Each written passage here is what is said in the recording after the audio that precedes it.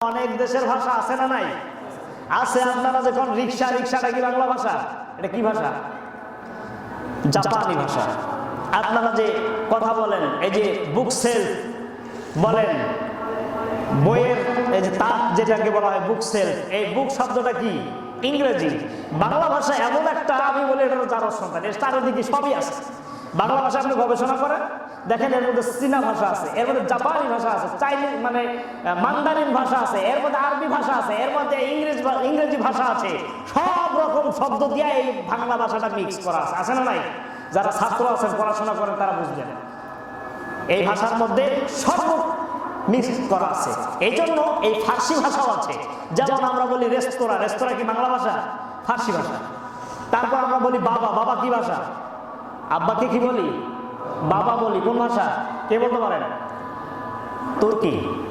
তুরস্করা কি বলে? আব্বাকে বলে বাবা, এটা তুর্কি ভাষা। বাবা শব্দটা আসছে তুরস্ক থেকে, তুর্কি ভাষা। এই জন্য আমাদের ভাষাটা একদম মিক্স। এই শবে বরাত শব্দটা ফার্সি ভাষা। এর মানে এই না যে শবে বরাত বলতে কিছু নাই। শবে বরাত ফার্সি শব্দ। আল্লাহর রাসূল হাদিসের মধ্যে বলছেন লাইলাতুন নিসফি মিন শাবান, শাবান মাসের মধ্য রজনী, এটা আরবি দিয়ে বলেছেন। কারণ রাসূলের ভাষা কি? আরবি। রাসূল বলেছেন তিনটা কারণে তোমরা আরবি ভাষাকে বেশি ভালোবাসবে। এক নাম্বার হচ্ছে কোরআনের ভাষা আরবি, দুই নাম্বার হচ্ছে আমি মুহাম্মাদের ভাষা আরবি, আর তিন নাম্বার ভাষা হচ্ছে জান্নাতের ভাষা হবে আরবি। সুবহানাল্লাহ বলো। তিনটা ভাষা, এই তিনটা কারণে তোমরা আরবি ভাষাকে বেশি ভালোবাসো। বিশ্বনবী সাল্লাল্লাহু আলাইহি ওয়াসাল্লাম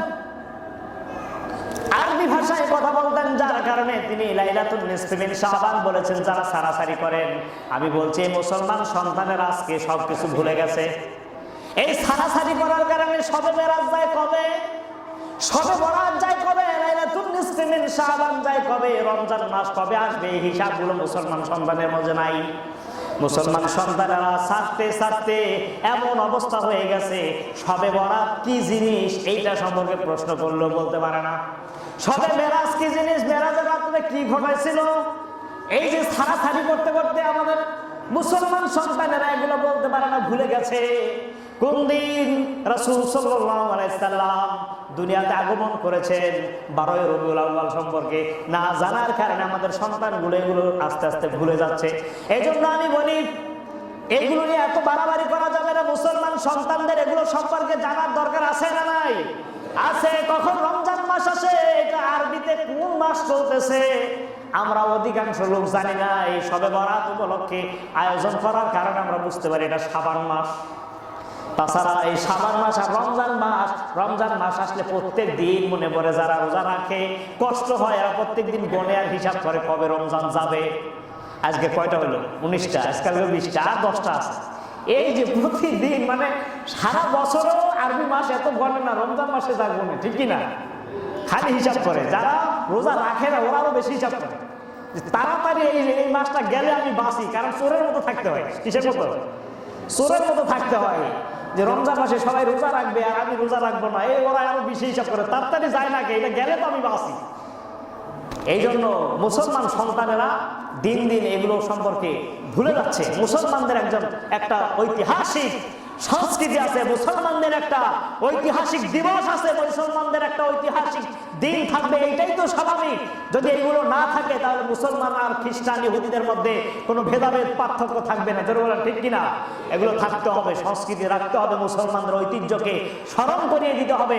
এই সন্তানগুলো আজকে বসে আছে, এরা আজকে জানে যে আজকে শবে বরাত, এই জন্যই বসে আছে জানার কারণে। কিন্তু এটা যদি না করা হয় 2-4-5 বছর পরে ভুলে যাবে। আমি কানাডায় থাকে একজন ইমাম সাহেবের সাথে কথা বলেছিলাম, উনি বলেছে যে 5-7 বছর আগে যেই সন্তানগুলো মুসলমানের সন্তান ছিল, 5-7 বছর একদম ধর্মকে প্রসার বন্ধ করে দিয়েছে, যার কারণে ওই সন্তানদেরা জানে না তাদের পূর্বপুরুষরা মুসলমান ছিল, তারা যে ইসলাম ধর্মের মানুষ, তাদের যে একটা গ্রন্থ আছে পবিত্র কোরআনুল কারীম, তাদের একটা নবী আছে মুহাম্মদুর রাসূলুল্লাহ।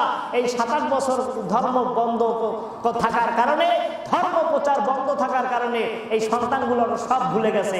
তাদের বাপ দাদারা মুসলমান ছিল, এটা তারা জানে না। এই বাবু কথা বলো কেন? চুপ, কোনো কথা বলবো না, চুপ করে থাকো, কথা শোনো।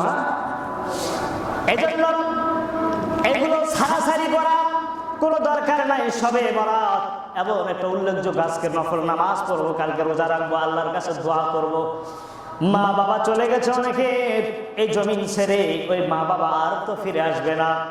দাদা দাদি চলে গেছে, নানা নানি চলে গেছে, তাদের ওই পথ ধরে আমাদেরকে যেতে হবে, আমরাও চলে যাব। কেউ বাঁচতে পারবো না, কেউ আমরা দুনিয়াতে থাকতে আসি নাই।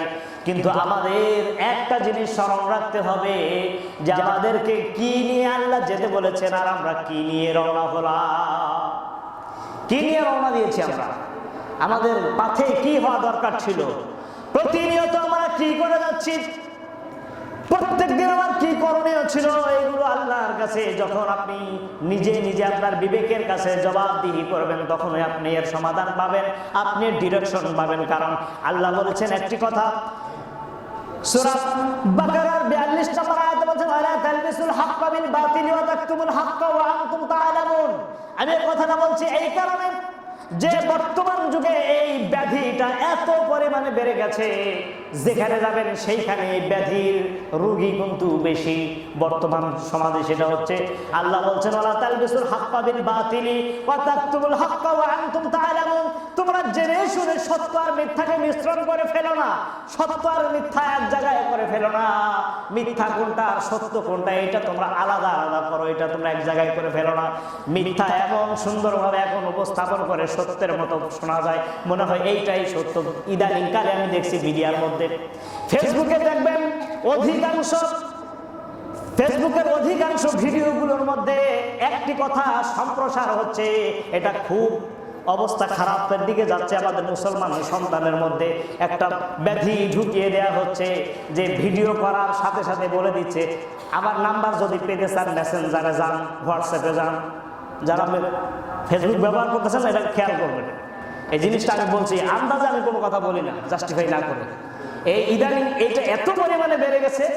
আর যারা সহজ আর যে কোনো মানে যারা সচেতন মানুষ, এরাও প্রথমবার ধোঁকা খাবে, প্রথমবার যাই দেখবে যে ওখানে আর নাম্বার নাই, তারপরে আবার ফিরে আসবে।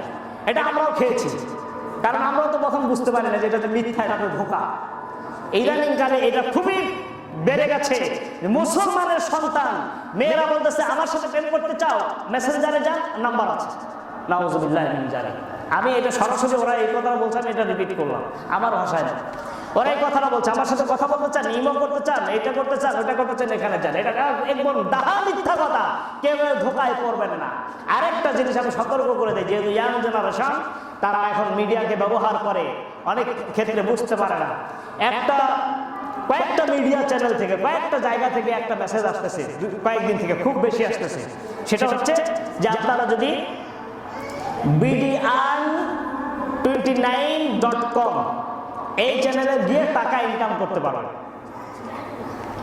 আপনারা যদি গিয়ে থাকেন বুঝবেন। আমিও প্রথমে গিয়ে দেখি যে আসলে সত্য কিনা, যাচাই করার জন্য গিয়েছি যে আসলে সত্য কিনা। দেখি তো গিয়ে দেখি যে আসলে ফেক, একদম ফেক। ওখানে দেখবেন আবার কিছু কিছু চ্যানেল আছে যে uncash.com, বিভিন্ন রকম এই মেসেঞ্জারে, ফেসবুকে এই কথাগুলো আসতেছে।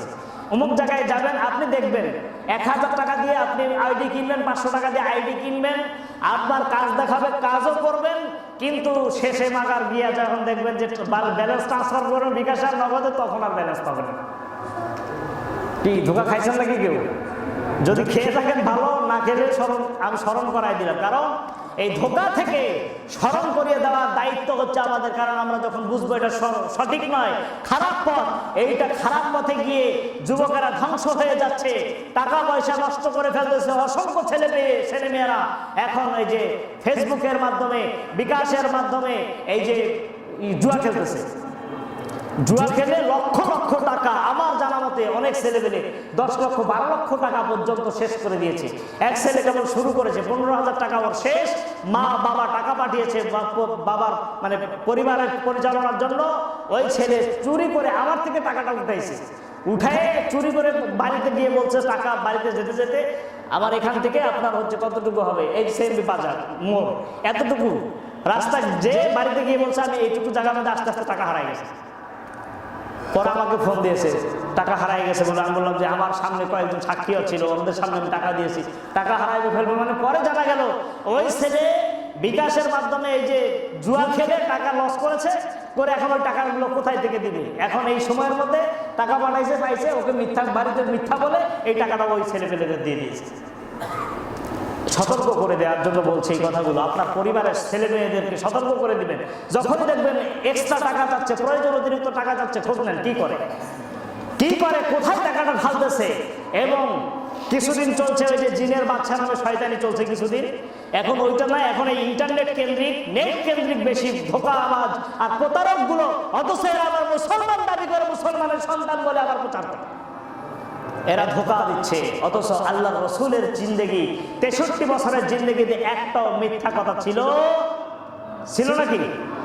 ধোঁকাবাজি, মিথ্যা কথা আল্লাহ নিষেধ করেছেন।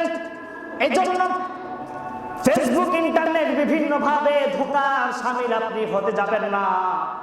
আপনাকে সতর্ক করে দেয়া হলো, তারপরে যদি আপনি যান সেটা আপনার দায়ী, আমার দায়িত্ব, আমি এড়িয়ে চললাম। আপনার অর্থনৈতিক ক্ষতি হয়, দুনিয়ার ক্ষতি হবে, আখিরাতের ক্ষতি হবে, এটা আমরা চাই না, আলেমরা কখনোই চায় না। কারণ আলেমরা এই জাতির কল্যাণে কাজ করে, এই জাতির রাহবার হিসেবে কাজ করে। আলেমরা, হাফেজরা, তারা আজকে আপনাদের জন্য ভালো কাজের জন্য চেষ্টা করে, খারাপ কাজ থেকে আপনাদেরকে বিরত রাখার চেষ্টা করে। যার কারণে যে আজকে হাফেজদেরকে পাগড়ি প্রদান করানো হবে, সন্তানদেরকে। এই জন্য বলবো, হাফেজ বানান, আলেম বানান। কারণ কি, বৃদ্ধ অবস্থায় আপনার যে করণীয়, আপনার উপরে যে করণীয়টা ছিল, আপনাকে যে দায়িত্ব পালন করার কথা ছিল, যতক্ষণ পর্যন্ত কোরআনের বুঝ, হাদিসের বুঝ সন্তানের মধ্যে না দিবেন, ততক্ষণ পর্যন্ত আপনার দায়িত্ব সম্পর্কে সে জানবে না, করবেও না। কালকে যে এখানে তরফদার ডাক্তার সাহেব, তিনি বলেছেন, ডক্টর তরফদার, উনি বললেন যে আমি অনেক দেখেছি অনেক বড় বড় পদের, এটা তো আমরা জানি, ওনার কথা উদ্ধৃতি দিলাম মাত্র, যে অসংখ্য বড় বড় সন্তান বড় বড় পদে চাকরি করে, কিন্তু বাবা মাকে বৃদ্ধাশ্রমে রেখেছে, কিন্তু আমি চ্যালেঞ্জ করি, কোন আলেমের বাবা মা, কোন হাফেজের বাবা মা বৃদ্ধাশ্রমে গিয়েছে একটা নজির আপনি দেখাতে পারবেন না। আর যদি নজির দেখাতে পারেন, আমি